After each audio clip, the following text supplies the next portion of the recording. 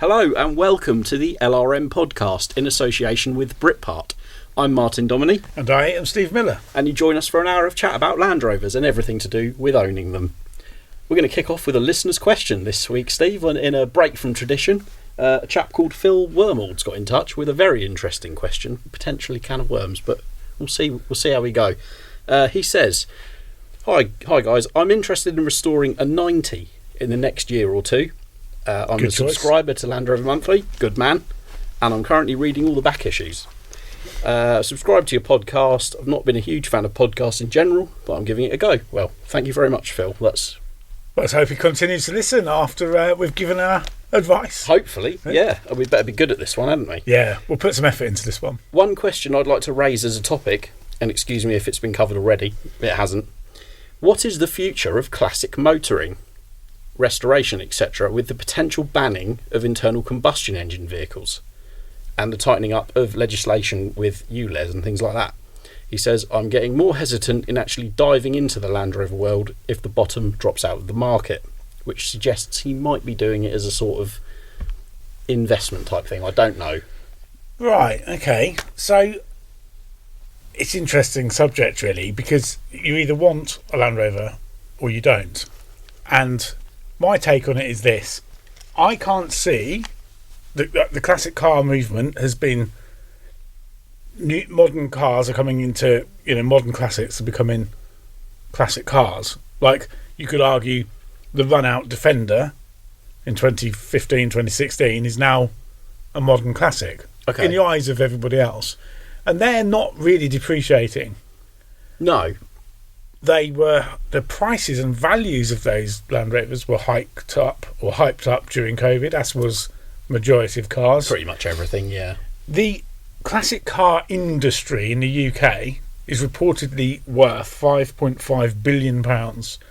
So banning it or making it tougher, they don't want to, the UK government won't want to lose that kind of revenue. Lots and lots of people are employed in this industry, in the classic car market, particularly restoration.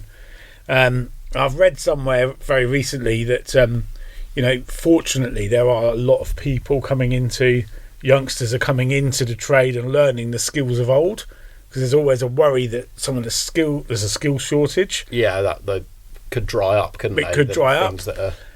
Which, incidentally, yes, kind of there is a skill shortage, but garages have been charging so little for so long that in order to make money from restoration, they're having to charge more, which often puts otherwise restored cars out of the reach of many. Okay, got you. But the great thing is, it sounds like our listener wants to restore a Defender himself, which will save him an absolute shed load of money. So if he was paying for somebody else to do it, my take on it really is, life is too short. Just buy the Land Rover, because if you look at other classic cars, right? So let's look at, in the world of E-Type Jags. Yeah. It's said that anyone that wanted an E-Type Jags either got one, had one, and have moved on. So some of the values of those cars, Austin Healey's are the same. The audience that were most likely to buy that car either had it and pass it on to a generation that no longer aspire to owning it back in the day. And we've seen this with 80s hot hatches now. Yeah, absolutely. Are selling to guys that remember them on the road, probably my age group, to be honest. 80s to 90s cars are the thing that you missed out on as a youth, and now you might be able to afford one, and they are now your modern classic. I think I'm losing my train of thought here, but kind of a Land Rover is more useful to more people than, say, an E-Type Jag or an MGB GT. Yes. So they will go out on holidays, where a Land Rover has multiple uses and can be used all year round. Much more justifiable to own. 100%. I think there's that saying, isn't there? Nostalgia's a hell of a drug. And you mentioned other makes and models of car. And I know, obviously, cars that I would have loved to have had when I first started driving, I've seen them dip down to their sort of the lowest point they're ever going to be at, and they're rocketed up, because everyone who was 17, 18 and really wanted those cars, Land Rovers, whatever they may be, couldn't afford them. They didn't really care about them for a bit, and now, maybe they've got a bit of disposable income and they've gone, I can have that, but because everyone's thinking about it at the same time, of a certain type of car. So you want think about it as a wave.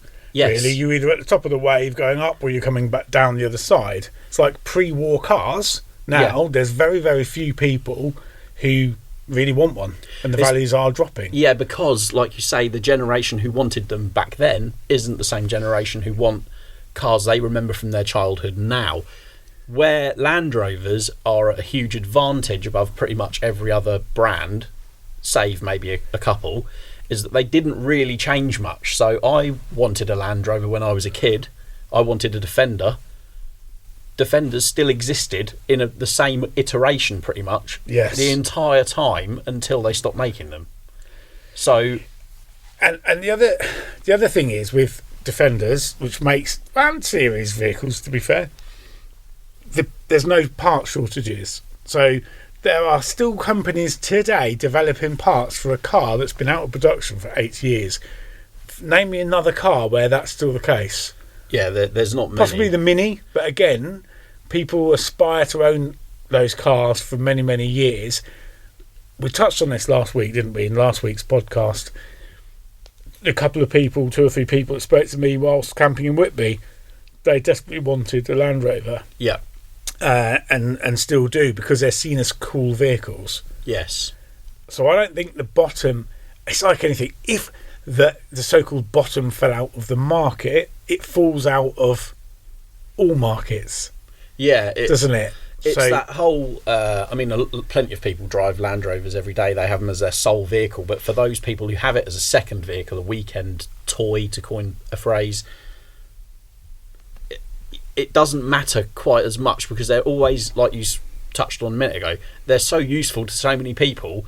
One person who buys it as something to have at their, I don't know, to drive to the beach in, the same vehicle could be bought by someone who wants to actually have it signed, written and use it for work. They're a classless vehicle, aren't they? A Defender. You can pretty much go anywhere in one, and no one really knows whether you're a wealthy landowner or just an enthusiast. Absolutely. Maybe both. But the to get to the crux of his question regarding, we've sort of hinted at value. My take on it is to just drop it in. If you want a Land Rover, don't worry about how much it's going to be worth when it's done. It'll obviously be worth more than it was when you bought it. You probably won't see all your parts investment and your time back, but that isn't the point. That's unless you're doing it as a business. It's about the enjoyment and the vehicle that you've built for yourself at the end of it, in my mind. But with he mentions the potential banning of internal combustion and tightening of legislation in ULEZ and things like that. What do you reckon to that? Well, they had a target in mind, didn't they? Banning the petrol and diesel vehicles, new cars, and they've already pushed it back to 2035. Right. So, and that's only new cars, and then they have to obviously supply fuel to the cars that are still on the road. Yes. So let's say that they did that for the next 20 years. On top of that, yes, fuel might get more expensive, but we know in the UK the infrastructure is still not there. We know a few people we work with, not on the team of the Land Rover team, but other members of our office, and they have electric cars because they were early adopters, but they have immense problems charging them. The EV debate is, hotly. It's everyone's got their own take on it. I'm kind of as neutral as I can be about them. I've driven EVs. I think they have their place. I don't like the idea of being forced into one. To me, and again, I'm maybe being sceptical, it kind of smacks of Dieselgate, when the government, when everyone's got to buy diesels, they're great for the environment, and then all of a sudden overnight they went from being this thing that's going to save the planet to being the devil incarnate, and now there's all sorts of repercussions on driving diesels. You see, here's a thing, right? So we're talking about the ban on internal combustion engines and the bottom falling out of, say, a diesel Land Rover Defender, which is unlikely. how about this for depreciation? So, naming no names, we know somebody, don't we, who had an electric Porsche Taycan. Yeah. And that's recently gone back after possibly 2 or 3 years. Yeah, probably. Yeah, I'm not really sure the age, but that has lost in depreciation. Now, get this, £3 a mile. It's crazy, in depreciation. You could have run the most uneconomical V8 Land Rover for a lot less than £3 a mile, even with the heaviest of right foots. The Porsches are real high-end EVs like that are such a unique entity in that whoever buys one is going to want it new. They're going to want to sit in the posh dealership, tick the boxes they want. Drink the nice coffee. Spec it to their exact, their dream, vehicle. The your average used EV buyer isn't looking at an 80 grand Porsche Taycan. They're looking at a 30 grand, I don't know what, Ioniq or whatever they're called, the little... Yeah, of course. Quite a cool car if you ask me, but either way, they're very, very different demographics. So of course now the market's flooded with EVs that are like a few years old, and they've really, lost a lot of money, more so than any other new car. But in answer, just to quickly jump, as far as banning internal combustion engine vehicles, I don't think a blanket ban on all internal combustion engine vehicles, all current ones, not new ones, but ones that already exist, I can't see that happening personally. No, nor can I. Certainly not in any of our listeners' lifetimes. I cannot imagine that to be the case. I know the motorcycle industry, I believe the 2035 applies to cars. Yeah. But I think the motorcycle industry, or the motorcycle production, they get an extension on that. Really? Yeah. I wonder why. Because they're not as harmful, I guess. Possibly. But I'm sure, don't quote me, but that was the case when we had the 2030. But they've already pushed it back. I just think, like I said quite rightly a few minutes ago, life is too short. If your absolute goal is to build yourself the Defender that you want, fill your boots, do it, send us pictures. I completely agree. Absolutely. Just do it for yourself. Don't worry too much about...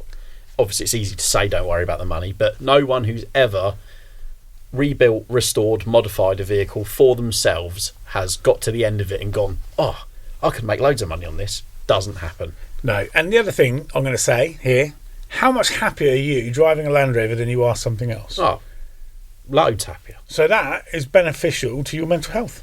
And that is a big topic. Yeah, absolutely. So there's all reasons behind doing what you want to, or you feel is right for you. I am perhaps not the right attitude to have with regards to the environment, but I don't think you can get cheaper motoring than a classic, i.e.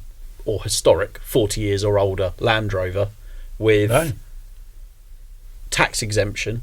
At the moment, as you mentioned last week, it's potential that will change. Well, it may do. There's not made any noises about that, but no doubt they will look at it. Yeah, there's quite a few cars now falling into the 40-year bracket. Yes, indeed. B-Reg 1984, 1985 cars are now falling into that 40-year thing. You don't really go past many on your way to work, do you, these days? Cars in the early 80s being driven. Oh, well, no, you don't see many, but I do see, I don't know who he is, absolute legend, drives I think it's an Austin A35 or something, a really small, classic car, every single day. Yeah. Yes, I have seen it. What a guy. He needs to put a new gasket on his manifold. There you go. Is it parping a bit? Is, yeah. But I have seen that, yeah. But yeah, so insurance is generally quite reasonable on classic stuff. It is. Tax exempt. MOT exempt if you want to go that route, but I mean in the grand scheme of things it's 40 or 50 or 60 quid a year, and if you've got a diesel one, quite cheap to run. You're never going to get cheaper motoring. And actually, right, I'm going to add another point. So, oh my god, we have got every reason to own a Land Rover in our remit here. You can go to one of our spares days that we advertise on the Land Rover Monthly website throughout the year, Newbury, Malverns, Ripon event, and buy used parts. So they're the ultimate recyclable car. Can you get greener? No. That is your true green car. Absolutely. So to our listeners out there, if anyone else is thinking about shall I, shan't I, just do it. Yeah, absolutely. And it isn't even just classic stuff. The number of parts now that you see for,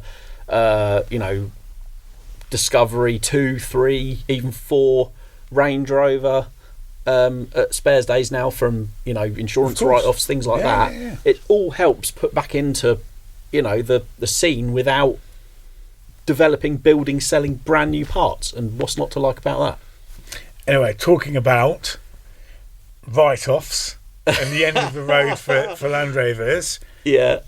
Anyone that's listened to last week's podcast will know that you've had some mechanical problems. I have had a Freelander update. This is the update we have all been waiting for. I've had lots of messages on my Instagram actually from people who have had their 2 pence to throw in about my dilemma. Did they say scrap it? There's a few mixed reactions. So to give a bit of background, if you didn't listen last week, my Freelander 2 was driven some distance with little to no coolant in it. I was sure that the engine was probably scrap because it was billowing out white smoke and leaking coolant from the front of the engine somewhere. I even rang a breaker to get a quote to see what they would pay for me for the car as it was, because I was so sure that it was dead. Very upset about this. I love that car. It's taken us. Do you know what? I'm upset. Why? Because we might not be going Land Rover shopping. Well, you're going to find out because... But no, it's taken me all over the country. It's, ferried me, my wife and my dog all over the place, gone on holidays, and I really, really like that Freelander too. But there is an exciting development. So the white smoke from the exhaust got me thinking, if it isn't the head gasket, the only thing that puts white smoke, puts coolant into the exhaust system is the EGR cooler, which is a unit which is attached to your EGR valve, which is a piece of emissions equipment which cools down the exhaust gas before it goes back into the engine. In layman's terms, basically, if that cracks, it can leak coolant straight into the exhaust, which gives you loads of white smoke and a really sweet smell. Obviously, as the coolant burns, it gives off a very distinctive stench. I know the smell. A leaky heater matrix is the... it's not a very nice smell, actually, is it? No, it's very, very strong. So I thought the external smoke, the reek, because it was billowing from the exhaust, it could be the EGR cooler. It would be a coincidence given how hot this thing got, but it's worth a go before I send it off to the scrapyard in the sky. The leak from the front of the engine had me even more puzzled, because the only part that has antifreeze running through it at the front of the engine is the oil filter. Above the filter itself, you've got a cooler, which is an oil cooler, so you've got yet another cooler. They love a cooler on a Freelander. Well, anything modern really. You've got oil flowing through it, and you've got water, and they heat exchanger, it pulls the heat out of the oil. So I thought it could be that, but given the amount of stuff at the front of the engine, I couldn't really see. So I thought, I'm gonna take a gamble. I ordered an EGR cooler. Big shout out to Britpart for getting it out to me so quickly. Massive thank you to Paul Myers, the MD, and Richard Pigg, because they really helped me out. So I bought a brand new, genuine EGR cooler, and I bought a complete oil filter and cooler assembly, which is what goes on the front, which is where I thought it was. Should we in for a few quid here? It was about just over 400 quid in total. So then quite an investment in a car that could be scrapped. That could be scrapped, yeah.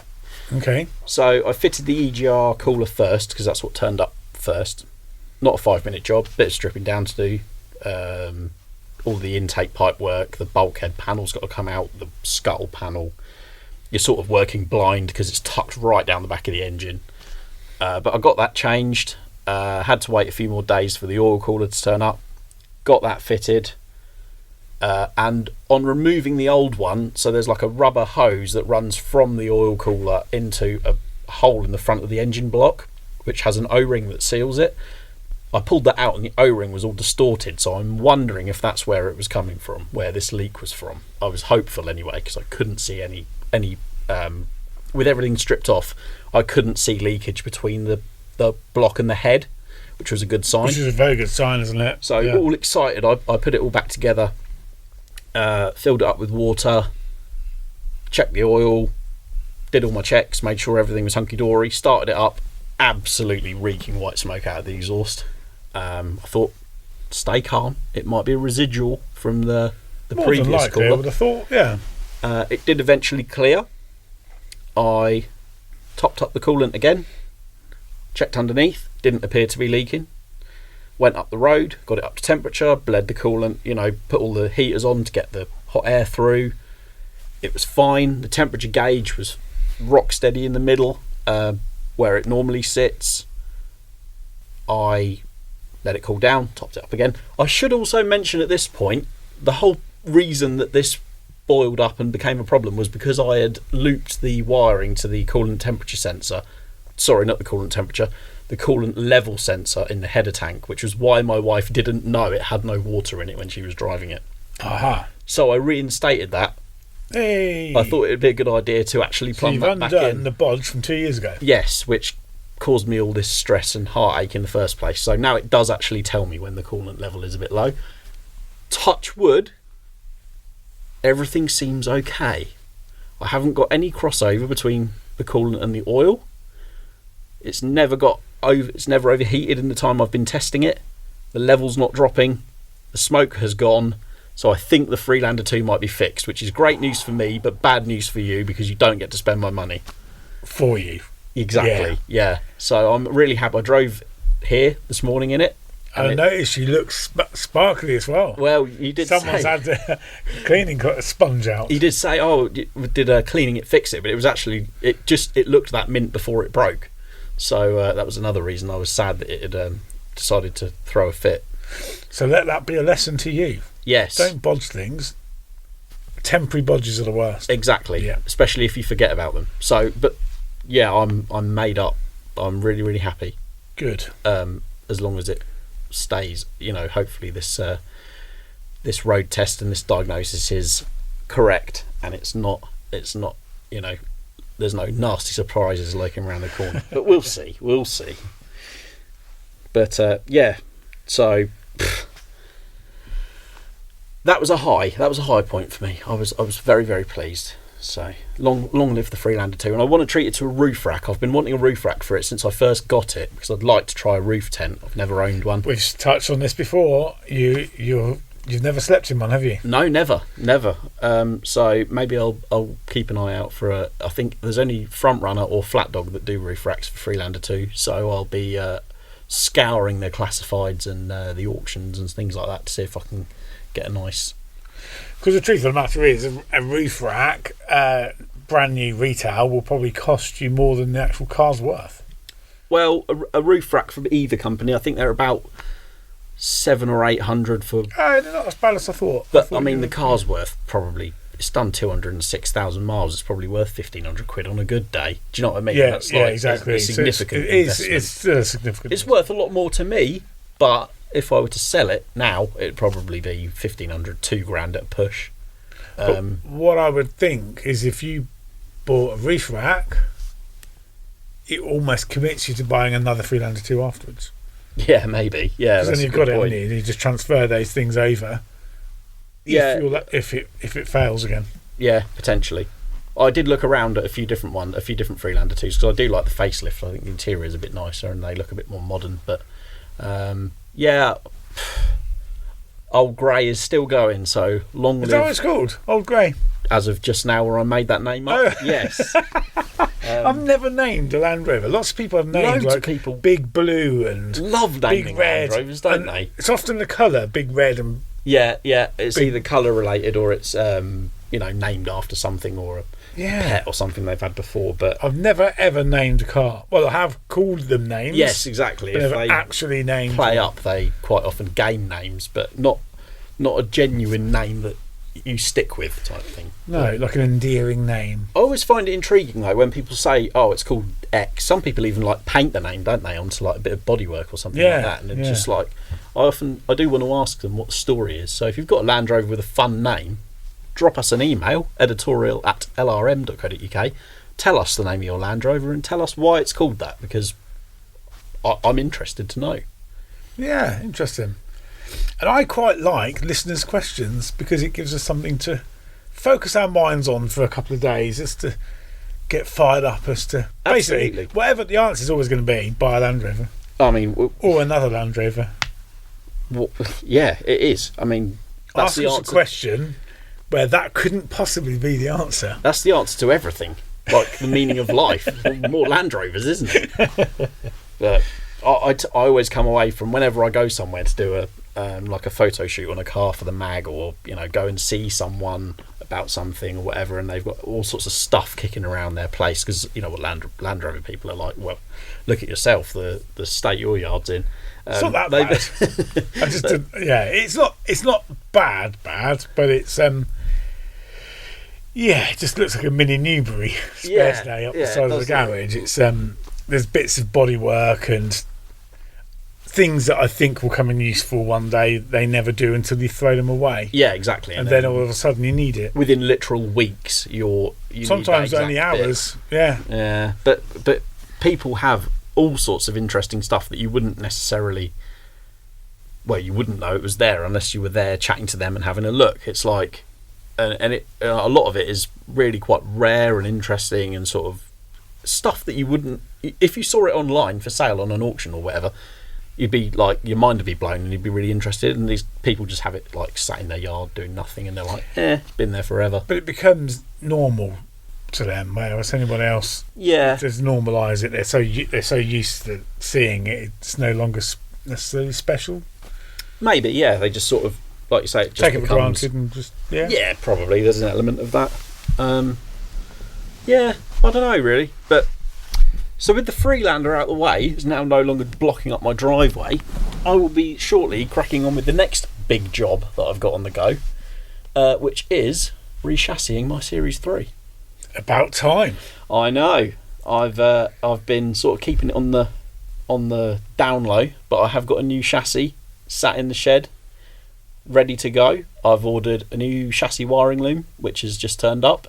I've got new bushes. I've got a few other little bits. I want to put an overdrive on it at the same time. So what has gone from a straightforward chassis swap has sort of developed a little bit into a few little refinements to the old girl. Is there such thing as a straightforward chassis swap with any series or Defender? It's all about trying to preempt what you need, because if you get to a point, worse. Exactly. So I've bought all sorts of nuts and bolts and fixings, and I've basically gone through the parts manual, looked at the pages that have a chassis in them or body mounting points, things like that, and gone, right, I'll buy all that, so that because the last thing you want to do is get to like lunchtime on a day where you're cracking on making great progress and realising you haven't got something. It's always a weekend that happens when you can't get the bits the next day. Yeah, like a Sunday morning, everywhere's shut and it's like a nightmare. So what I've done is try and, within reason, like I haven't spent tons and tons of money, because the sky's the limit with a rebuild, isn't it? You could get new everything. Yeah. The chassis is actually almost the cheapest part, because it's all the add-ons. They all add up, don't they? The nuts, bolts, washers, bushes, they all add up to another wedge of cash. You can spend a lot of money on fixings, especially Imperial fixings. Of course. And obviously high tensile stainless. Yes, I've only... in fact, it's mentioned quite extensively in the cover vehicle of the latest issue of Land Rover Monthly. Only using stainless ware is safe and appropriate, because if you go crazy with like stainless steel suspension bolts and things like that, they have such a different hardness, if you like, or brittleness, I guess, to a standard mild steel bolt. You've got to be a bit careful about where you use them. But I've got them for like the long bulkhead fixing bolts I've got in stainless. Of course, yeah. The tub bolts where that mounts to the chassis. The front panel where the wings bolt to the front panel, I've got them in stainless, because I know what an absolute nightmare they are like to deal with when they rust. So I've been, I haven't gone open checkbook and ordered everything, but I've tried to be sensible about what I've chosen to try and make things go as smoothly and as quickly as possible. Yeah, I suppose once you've got brand new fixings sitting there in a packet, you can get your angry spanner out rather than messing around and trying to do things. That saves a lot of time. And of course, if anyone doesn't know what an angry spanner is, it's my favourite tool of choice. The whizzy wheel. Yeah, the angle grinder. Either that or the oxyacetylene, because I haven't got that. Can't be tight if it's a liquid, so I'm told. Oh, okay. But it will make strip down. And the other thing, of course, is I'm doing it on a gravel driveway primarily. So which is the nastiest place. Predominantly my driveway is gravel, and it's the nastiest place to lay underneath a car. Yeah, it's not pleasant, but the main jeopardy with the gravel drive, that one is losing nuts and bolts and things like that. Because once you've dropped them once, you're never going to... I'm sure there's an 8mm spanner in my driveway somewhere that I lost doing the Freelander. I still haven't found it. You should walk up and down with a magnet on a piece of string. That's a good idea. Dangling above the ground, and you pick up all the swarf from... There'd be all sorts stuck to the magnet if I did that on my driveway. I've done that before, because I'm always worried that bits and pieces of, swarf will get stuck in dogs' feet. And oh yes, that is a consideration. I've been doing repairs. I bought another tub for my Series 3 because the one that's on it it's got loads of filler in the sides, which was kindly pointed out by a couple of young chaps who made a YouTube video of LRM Live. Have you seen that? Yes, I have, and his videos are hilarious. He's probably, I don't want to put an age to him, but would you say he's about 10 or 11? I say I don't want to put an age, I've just said his age, but I would say he's 10 or 11, possibly 12. Not really sure his age, but he's produced a YouTube video of a walk around of our show. And do you know what was refreshing about his videos? What's that? Him and his brother or his mate, I'm not sure their relationship, but they are the future of Land Rover owners. And they young enthusiasts. They know everything about Land Rovers. They really do. His YouTube channel is called Harry's Land Rover Adventures. It is brilliant. I really enjoyed watching his video. I really enjoyed it up to the point he said, "Oh, look at this old Series 3. Oh, look at all the filler in the tub." And I thought, that is it. I can't do with this anymore. How I laughed when I watched that. That cut me deep. A bit of David Isopods in it. That's the trouble. It's got so much filler in it. It's like coming out in chunks. But I found a good used tub. I've resisted picking that out. I do walk past it and I go, I wonder how far this goes, and I pick a bit more off. And yeah. There's a lot of it. And previous to me buying it, it was owned by a village garage who used to carry engines, gearboxes and other heavy things in the back. So the tub's all dented inside, is it? It's all dented and it's been badly repaired, so every time you go through like deep mud or water, the wheels just splash it up and it goes inside and it covers everything you've got in the back. So yes, I've got another much better, straighter tub which I'm going to fit when I do the chassis change. I'm currently replacing the mountings, front and rear mounting rails on that with YRM parts. But there's a lot of spot welds to drill and they make a lot of swarf, and as you said, getting rid of that swarf off your the ground to keep it out of animals' feet, mouths, whatever. I do find that important, which is why the other day I was hoovering the patio outside the house because I wanted to try and get all the swarf up, and I'm sure my neighbours thought I'd absolutely lost the plot. Well, I know my neighbour is probably not listening to this, but he hoovers his fence. Hoovers his fence? Which I find... for like cobwebs? Yeah. What? I've never heard of that. Which, does he like get his tape measure out and cut all his grass to the same height as well? Almost. Wow. But yeah, he hoovers his fence, which I think if spiders can't live in your garden, where can they live? Why would you want to not... Why... Well, they keep all the flies and bugs down. Why is he so bothered? As long as they stay out of my Land Rover, they can... Well, we spoke about spiders before. Do you know what? In the time... My little mate in the corner of my windscreen, he or she made me jump the other day. Oh, really? A fly was lingering around, driving along at about 60 miles an hour. Next thing, that spider can shift. Oh, was it? Yes. It got a bit of a trot on, did it? When there was a fly in the cobweb, I mean, split second it was out. And honestly, do you know, I've noticed it does. It's quite horrible, really. It squeezes the fly. Right. Must get the innards out. And then it drops. This is while I'm driving along, by the way. Then it drops the body of the fly discarded shell straight onto my knee. Oh, lovely. Yeah. How big is this spider? If it's eating... It's getting on. I suppose it would be like the size of a 10p piece with its legs. Right, okay. Out. Yeah. But it's...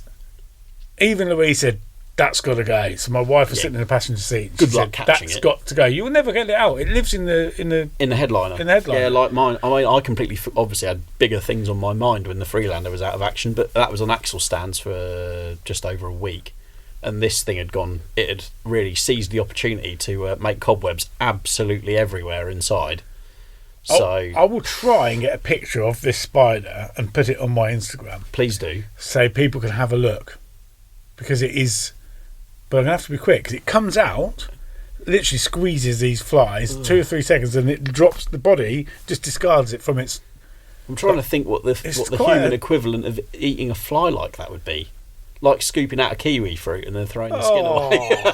Come on. It is though, isn't it? It's like eating the good bit and then it's like, right, I'm done with that now, so throw that on Steve's lap. Well, actually, you're supposed to eat the skin of a kiwi fruit. It's the best bit. Really? You can eat the entire thing. You can eat the skin of... Yeah. I've learned something new today. Yeah, you can. It's not... Thank you for joining us on the UK's #1 Land Rovers podcast.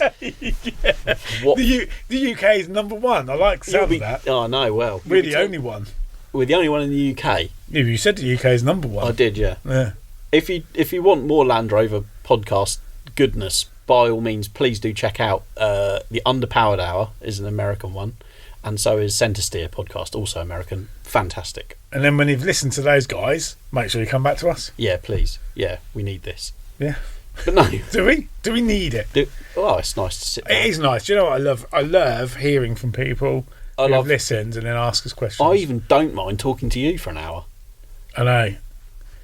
Do you know what I like about this? Go on. It's an hour or so away from actual work. And we can just talk about all the rubbish we're up to. It's great, isn't it? Mind you, it's easy for you because you don't have to edit it. Anyway, I was thinking the other day, I was hanging over the front of the Freelander and getting my arms all bruised down the back of the engine doing the EGR cooler. How old you've got? Well, I don't know about old, but... Old and stiff. Yeah, it did make me realise I need to do a lot more working on cars because I ached. I'm glad you said that. I'm not doing any more of your rubbish. Please. What is the worst injury you've ever sustained working on a Land Rover? Oh, I don't know why I'm asking you because you don't work on Land Rovers. Well, I do. Injuries. That's a good question. I might need time to think about that. Right, okay. I can't think of any. I've been fairly lucky. To date, I've never broken a bone, but I've had some, like... I was undoing... What was it?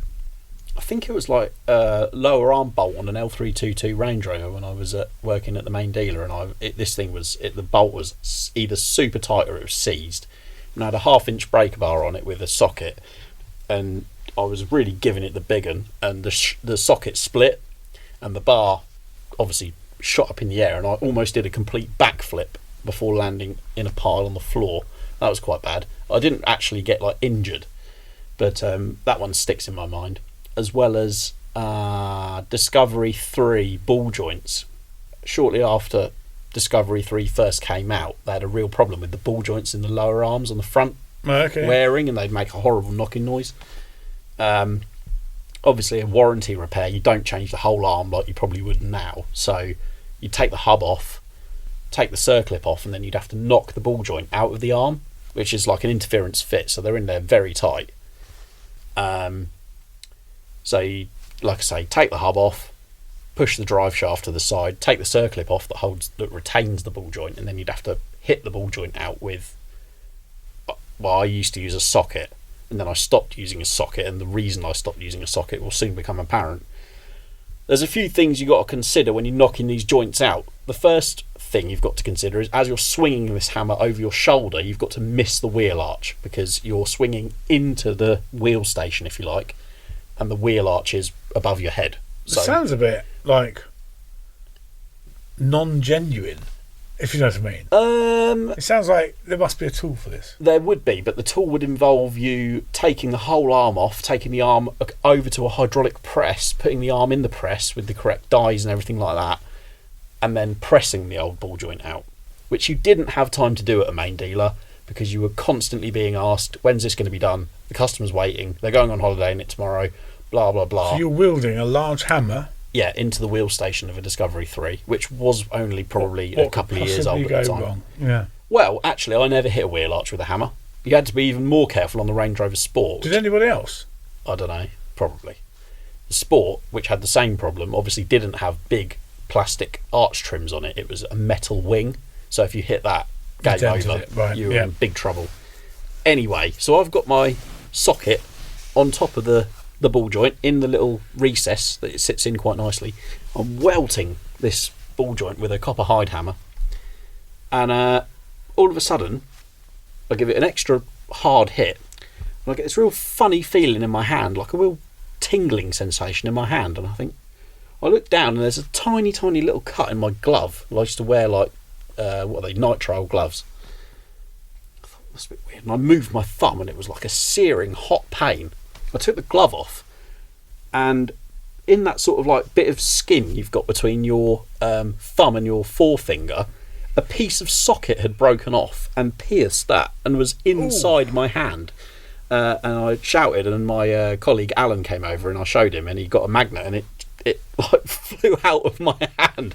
But the piece of socket, obviously the energy in it was so hot it like burnt. It was not great. So that sounds like quite an injury. It was not very pleasant. It healed up very quickly. I was very happy. But I don't wish to repeat that.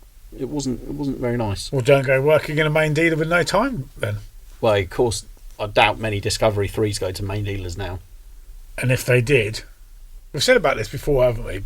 Buying an old shed of a Land Rover and then taking it to a main dealer and find out what it would cost to put it right. Oh, I see. Yeah, the old YouTuber thumbnail favourite of I took my X to X and it cost X to put right. But I did it for £500. Yeah, exactly. I mean, basically using you as free labour. Yeah, thanks. Yeah. Yeah. I'm sure there's been some. I set my work trousers on fire once. I was cutting the drive member on the Defender that goes on the end of the half shaft. Oh yeah. They seize up. Oh yeah, this was on there. We'd put a puller on it. I'd been hitting it, tapping it, getting bars behind it. It wasn't happening, so I thought I need to cut this off. So had the vehicle supported properly. I had goggles on. I was all PPE'd up, and I was cutting away at this. I was concentrating so hard on not getting the splines. I didn't realise that all the sparks from the grinder had gone straight onto my trouser leg, and my trouser leg was actually on fire. So I've noticed that with localised sparks from angle grinders recently, whilst I was attempting to grind down some of my bad earlier welding. It can make your trousers go crispy, and then they get holed very quickly. That's it. Yeah, the heat build up happens the heat quite builds quickly. Up, it does. And so it's very important. So obviously we have a technical section in the pages of Land Rover Monthly magazine, and health and safety and making sure people do it correctly is paramount. At the forefront of our technical editors' minds, as is yours. Absolutely. Don't jack a car up without using axle stands and all of that good stuff. Yeah, there's a lot of, and at the time it can be a bit like, oh, crying out loud, I just want to do this. But those are the jobs. If you just go to do something without putting goggles on or putting gloves on, that's when you'll get caught out, and that's when you'll get hurt. So I always wear face protection when I'm grinding, and I know a couple of people who haven't, and they've ended up getting metal splinters in their eye sockets. Wow.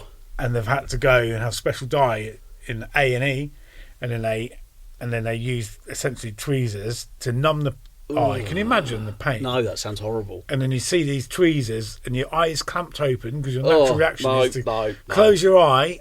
So, and then it's, I mean, the damage could be colossal with metal. That sounds shavings. hideous. Always wear eye protection. I know a guy who was cutting stone with a cutting disc, petrol disc cutter, and he got a shard in his eye, and they had to take his eye out. No. And he said it was the most surreal experience because what your brain doesn't understand that one eye is looking like normal, the other eye is it's been scooped out. I think that's enough eye talk. I can't deal with this. Yeah, can you imagine that? And your eye, and as he's cleaning the eye, your eye is still seeing. And I from that, when he told me that story, it's a few years ago, immediately I made sure I wore eye protection whenever grinding or cutting. Yeah, definitely. I mean, for the seconds it takes to find some goggles and put them on, just do it. Anyway, talking of workshop, let's move on from people having their eyes taken out, because that's grim. You did ask about injuries. Yeah, I did. Yeah, I did. Okay, yeah. I'll not make that mistake again. Product of the week. We didn't have one last week. No, I know. It sometimes slips my mind. But this one is relevant to workshop use. It is a mobile tool cabinet from Sealy, and it's in a very attractive lime green finish with matte black bits and pieces on it, and it's on wheels. So if you're working on your Land Rover and you're doing a specific job like brakes or suspension, you can put all the bits you might need in this cabinet, wheel it over to where you're working, and you've got everything on hand. It's got loads of drawers, it's got a little holder in the side, so you can put, parts or whatever. And it looks really, really handy, and exactly the sort of thing that I would like to get when I've got a floor that I can actually roll something on. Need a nice level floor. Yes. Not a gravel driveway. No, and it's not a cheap thing. It's £815. Okay. But, if you've got your main... Maybe you've got all your tools in separate boxes. I know at the moment at home I've got all my socket sets and everything in individual boxes. Really quite annoying. It's a bit inconvenient. Because you feel obliged to put them back in the exact same places, and it takes time. It does help keep everything together, but at the same time, if you could have everything laid out in something like this, it would be a whole lot more convenient. So, yeah, and it's all lockable. It's got 6 drawers, braked casters on it. Ideal. If you've got a decent sized garage, then crack on. Whilst I agree, looking at that, it's not cheap. No. It's the only sort of thing you buy once. Yeah, absolutely. And you could probably have that for the next it would 40, last 50 years. indefinitely. Yeah. Good quality. Triple baked enamel finish. There you go. Yeah, good. Possibly available in other colours. I'm not sure. But the one in the current issue in the product pages is a lime green, so you certainly wouldn't lose it. Also, in this issue, is a very, very nice 110, which is been done sort of as a resto mod. It's more down the lines of a sort of modernised classic rather than a complete. It's got clever touches that make it more usable and more comfortable for daily use, rather than straying too far from the Land Rover DNA that we love. And this one's been done by Ian at IRB. You know Ian? IRB Developments, yes, Ian. It's a very, very splendid looking thing. It's a glorious got a sort of heritage look to it. Dark green, white roof, white wheels, and it's on air suspension, which is obviously helps the ride quality a lot. It's 300 base, but it's a real late built, Brazilian built 300 TDI, so pretty much as new a 300 TDI as you can get, which is obviously helping power and torque. And a nicely kept service TDI is a thing of beauty.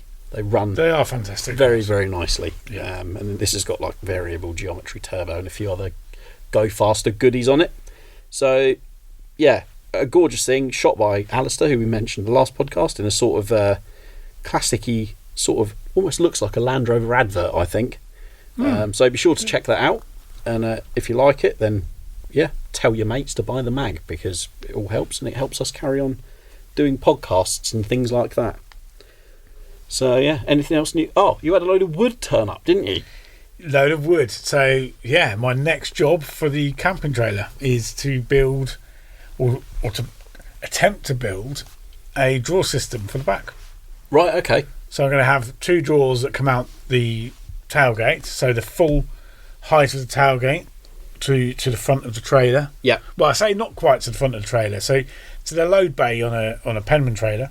Yes. So anyone that's not listened to our podcast before, basically a Penman trailer is the current trailer that you see in the army now. So I have an ex-military one of those.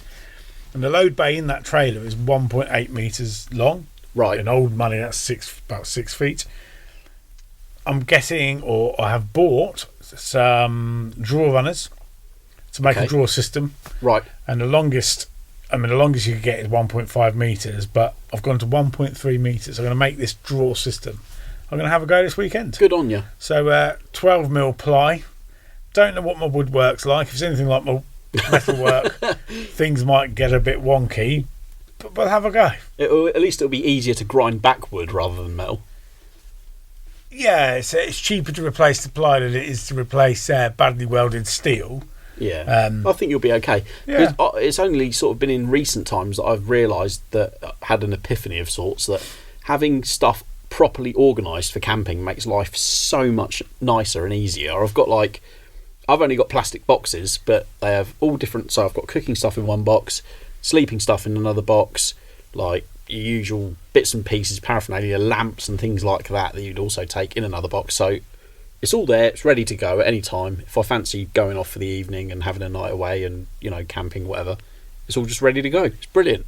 That's pretty much my idea, is to get everything completely organised so it's a standalone unit. I can hook it up and be camping in. It's the getting them ready for camping that does my head in. Yeah.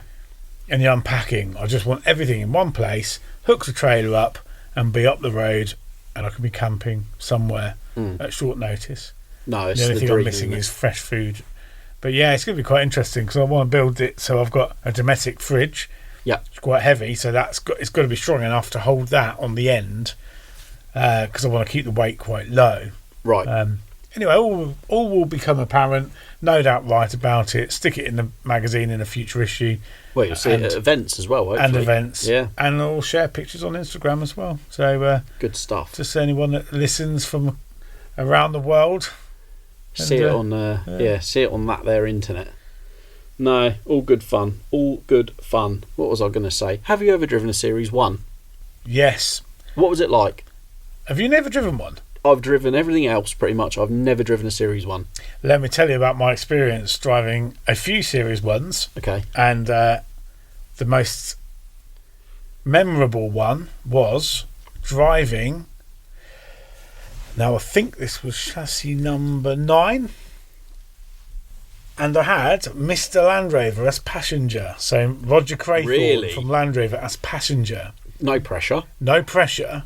And this will make you laugh. Driving through the grounds of the Windsor estate. Wow.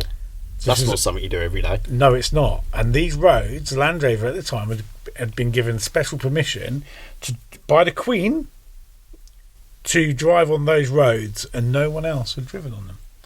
Wow. So anyway, we drove on these roads, and I was in Series 1, and Land Rover themselves had the various cars in a convoy. Right. And Land Rover had their own photographer there, and there was a lot of stop-starting. Yeah, as there normally is. Now, this is my experience of driving a Series 1. I'm fairly long in the leg. I'm 6'3", and Series 1 80 inches are fairly short. And, they're quite diddy, aren't they? And snug in the front. Because the clutch and the brake pedal and the accelerator come out of the footwell, yeah, they do. You have to press down. Right. It feels like you're pressing down, not into the footwell. Yeah. And I got cramp in my left leg. Right, okay. To the point where, as we stopped starting, I got cramp so badly I leapt out. I mean, that was a sight to behold. Not realising that the Series 1's handbrake wasn't really the best. Right. And Roger Craythorne is in the passenger seat laughing as I'm trying to straighten my leg whilst hopping along this Land Rover that's still rolling down the Windsor estate. So I'm probably the first person to drive a Series 1 that's ever had cramp on the Windsor estate. Oh, well. But Series 1s are lovely little things to drive. I really, really want to go in one. Every time I read, Jack Dobson's been sort of chronicling his Series 1 rebuild in the mag over the last few months in his column, and it just and I see his stuff on Instagram as well, Jack Dobson. I really want to go in one. They are a real favourite. I actually really love them, but I just feel I'm too tall to own one. Okay. Well, do you know, what about 101? Have you driven a 101? Yeah, I have driven a 101. Yeah, a very short distance, but it was enough to get enough of an experience of it to know sort of what it's like. That was always and had always been the Land Rover that I always wanted to drive one. Right. And I did about 2 or 3 miles in it. Okay. His left-hand drive made it even more awkward. They've got that massive engine cover, haven't they? Between I really, really like them. Sitting in, if you've ever been in an old Humvee, huge flat deck between you and the passenger. And the gear sticks in a bit of an awkward, like an afterthought kind of position. Yeah, that's it. They're but really good fun, and your legs dangling in front of the front wheels. It's just and the steering column comes up between your feet, so you have to sort of get your other foot in the other side of the steering column. Bit of a commitment. You'd learn the art of getting in and out. Of course, but what a cool thing. I really, actually, it reminded me of driving the 101. It's if you ever get the chance, if anyone says, do you fancy going that, do it, because definitely do it. My favourite, one of my favourites, really. Yeah, I've never owned a 101, and I've never owned a Series 1. I think fairly unlikely to own either at the moment, because the prices have obviously shot up. 101s are strong money now, and so Series 1s are sort of levelled a bit, but they're still, you've got to buy one that's got all the right bits on it, otherwise you'll just spend your entire life and all your savings trying to find the right bits. They're one of those cars that if you're going to get one, it needs to be complete, or as complete as possible out of the box. Series 1 values have settled, though. If you remember a few years ago when Ant Anstead first burst onto our screens, and he was on Wheeler Dealers? No, before then. He did the Phil Glenister. Life on Cars. Life on Cars. Yeah. Or For the Love of Cars? For the Love of Cars, I think that was it. For the Love of Cars, they restored a Series 1 for TV. Right. They sold it at auction, and Afzal Khan of Khan Design bought the Series 1. But I forget how much it went for now, but it was in excess of £30,000. Okay. Which at the time, that was an unheard of figure. As soon as that one broke, a bit like the property market, as soon as one sells something, everyone thinks, well, mine's better than that. And it creeps, and they were creeping and creeping and creeping. And now, again, like we touched on earlier when we were answering our listener's question, was those people often who have wanted a Series 1 have actually got one or had one. Yes. So we're at that, I think we're at that point of the wave. I said about the wave, it's like a weather person now, I don't know, talking about waves and lines, but it's on its way down, I would say. Oh, interesting. I do quite fancy one. I know where there's one in a garden, a pickup. Must be a 109, I think. Looks really cool. 107s, aren't they? They did 107, and then later they did a 109. Oh, of course they did, yeah. I think this one's a 109, because I'm pretty sure I sneakily reg checked it. But anyway, I forgot they did a 109 here. Yeah, maybe I'll pluck up the courage to knock on the door. And it looks like it's just being used for storage at the moment. It's all full of like old garden stuff and whatnot. So maybe I'll, because the last, once the Series 3's done, I'm going to be looking for something. I'm going to get itchy feet and look for something else to spread all over my driveway. In my road where I live, there's been a 109 Series 2 or 2A appeared. Oh, really? They've let the grass grow underneath it. So all of a sudden, I think it's been there for some time. I've not clocked it because I think they've cut a shrub down or something. Right. It looks like it's been there a lot longer. Oh, okay. So I would have noticed it. It's not the landscape has changed around it. I think so. Yeah, got you. And I'm like, ooh, patinaed up. Cheeky. Yeah. Worth a little knock, isn't it? And then there's another one in the next village with their station wagon late 2A. Nice. Which looks, again, patinaed up. And then there's a Series 3 short wheelbase as well. All in my road, these are. Really? This project, got to keep your eye open. Anyone that wants a project, they are out there. Even if you're not looking to buy, I love spotting Land Rovers. I do. Like, ooh, that looks cool. Yeah. Anyway, we're probably running out of time. We better go and do some proper work, hadn't we? But thanks again for joining us. And listeners' questions, like we said before, editorial at lrm.co.uk. I'm Land Rover Martin on Instagram. And I am Steve_Miller_automotive. And so give us a follow. Follow the Land Rover Monthly socials as well, because we're always updating them. And see you next time. Bye for now.